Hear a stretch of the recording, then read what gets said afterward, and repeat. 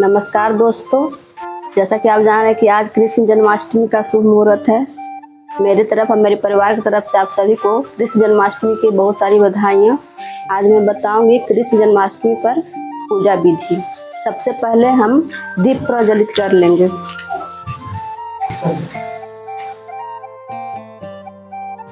उसके बाद मैं अपने कान्हा को जगाने जाऊंगी। आपके पास शंख है तो शंख को बजाकर भी कान्हा जी को जगाया जा सकता है।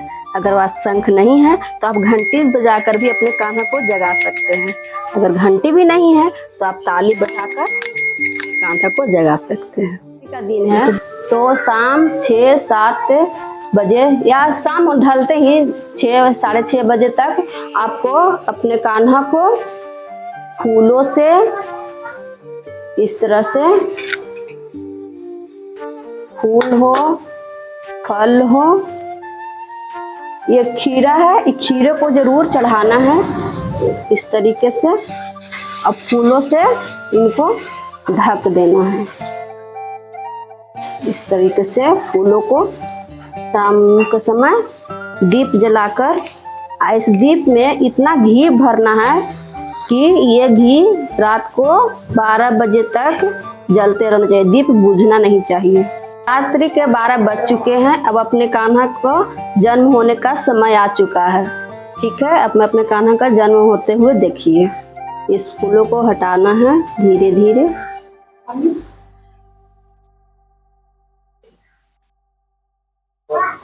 इस खीरे को जो चढ़ाए हैं, इसके जिस तरह मुंडी लगा हुआ रहता है, इसको घड़ी के दिशा में काटते हुए जिस भी तुलसी जी का पेड़ हो, पेड़ के मिट्टी में गड़ देना चाहिए। इस तरीके से ये बहुत गुप्त बात मैं आपको बता रही हूँ कि इसको गड़ने से कभी भी घर में धन संपत्ति की कमी नहीं होती। कलह कलेश घर में दूर रहता है। आप सुबह में बच्चों में बांट सकते हैं या फिर इसको अपने खा करके व्रत को तोड़ सकते हैं। जिस तरह से किसी बच्चे को जन्म होने के बाद स्नान कराया जाता है, ठीक उसी तरह अपने कान्हा को 12 बजे के जन्म के बाद इसमें पंचामृत से इनको स्नान कराना है। ठीक है, पहले इसमें स्वास्तिक पाड़ लेंगे इस तरह से। थोड़ा सा फूल छिड़क देंगे।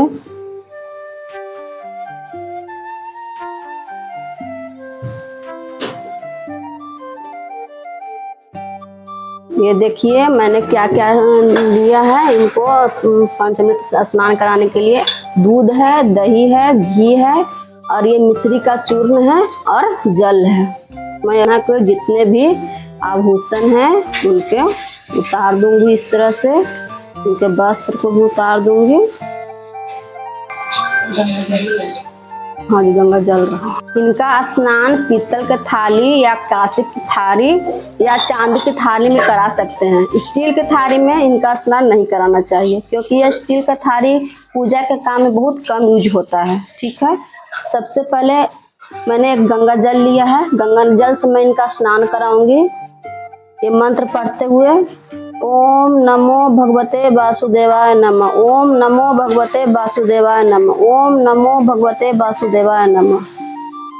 ठीक है, इसके बाद मैं दूध से इनका स्नान कराऊंगी।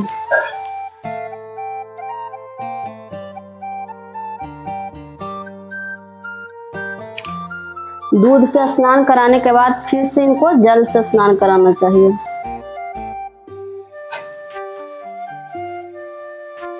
उसके बाद फिर दही से स्नान कराना चाहिए।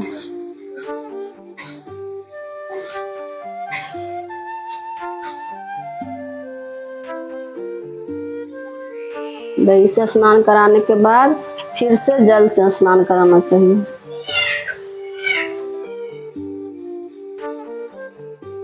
फिर ये मिश्री चूर्ण से स्नान कराना चाहिए।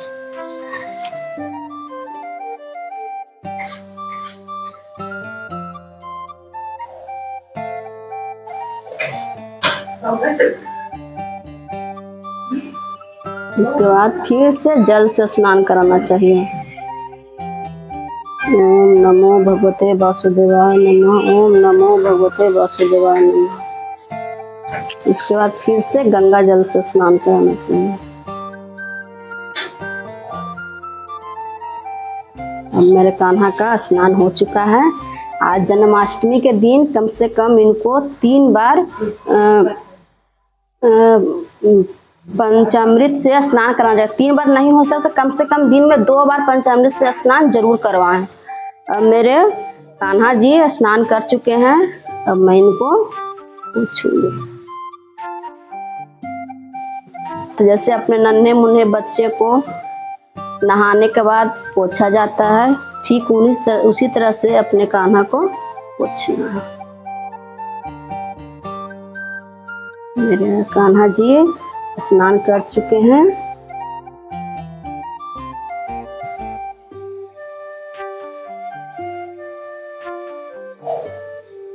ये हम पोशाक लेके आए हैं, पहनाते हैं इनको।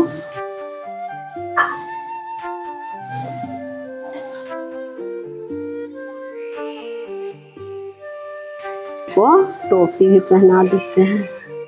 अगर ये टोपी मोर पंख का हो तो बहुत अच्छी बात है, क्योंकि मेरे कान्हा को मोर पंख बहुत प्रिय हैं। इस तरीके से पढ़ाऊंगी, क्योंकि बांसुरी इनको बहुत प्रिय है। जब भी किसी बच्चे को उनको मनपसंद चीज मिलता है तो किस तरह से प्रसन्न हो जाते हैं, उसी तरह से अपने कान्हा को आज प्रसन्न करना है। तो मैं इनको बांसुरी इस तरीके से जरूर चढ़ाऊंगी।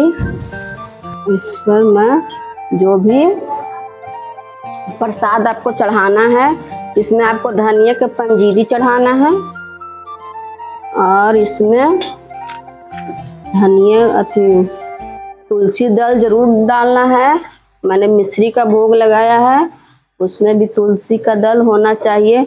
जो भी आप प्रसाद चढ़ाएं उसमें तुलसी दल होना बहुत जरूरी है, क्योंकि कान्हा बिना तुलसी दल के भोग स्वीकार ही नहीं करते, तो चढ़ाने से कोई फायदा नहीं है। तो जब भी आप प्रसाद, जो भी प्रसाद चढ़ाते हैं उसमें तुलसी दल होना चाहिए। आप चाहें तो इनको फल भी चढ़ा सकते हैं, अनाज नहीं चढ़ाना है, सिर्फ फल ही चढ़ाना है। ये देखिए मोर पंख मैं मार्केट से लेकर आई हूँ, जो इनको अति प्रिय है। मोर पंख इस तरीके से चढ़ाना है। ये आप चढ़ा सकते हैं, जो मैं चढ़ाऊंगी। स्टॉप करिए।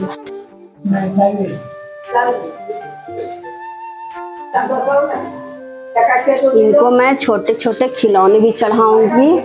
जितने भी खिलौना हो, खिलौना को चढ़ा सकते हैं।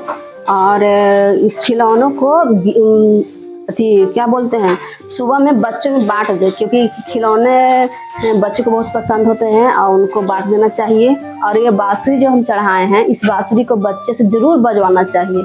आज के दिन बांसुरी बजने से घर में कलेश दूर होता है, घर में सुख शांति जरूर आता है। तो किसी बच्चा अगर हो तो बच्चे को दे दीजिए बांसुरी बजाने के लिए, ठीक है। आरती उतारूंगी, उतारिए। मन में बिठा कर तेरी मूर्ति उतारूं मैं गिरधर तेरी आरती। मन में बिठा कर तेरी मूर्ति उतारूं मैं गिरधर तेरी आरती। जब भी आरती उतारते हैं इस तरह से ओम बनाते हुए आरती उतारना चाहिए।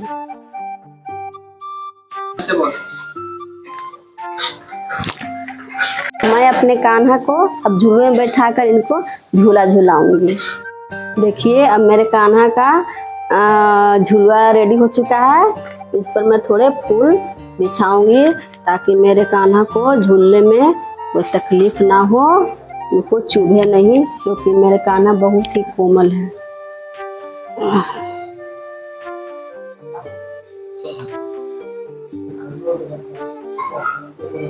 ये कान्हा आज क्यूट लग रहे हैं, लग रहा सचमुच एक नन्हा मुन्ना बच्चा का जन्म हुआ है आज। ये देखिए मेरे कान्हा जी बैठ चुके हैं, अब मैं इनको झूला झूलाऊंगी।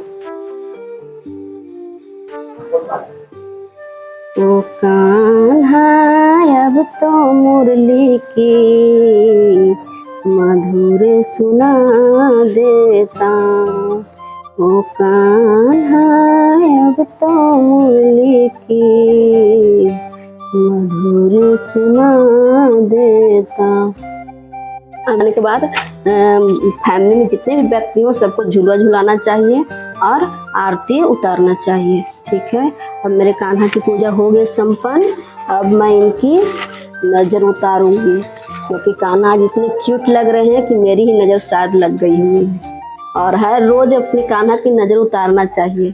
अगर शंख हो तो शंख से नज़र उतारना चाहिए, नहीं तो आप मोर पंख से भी इनका नज़र उतार सकते हैं। इनको 3 बार ऐसे घुरा कर इनकी नज़र को मैं उतारूंगी। अब मैं पूजा को विराम दूंगी इस तरीके से जल को गिरा करके।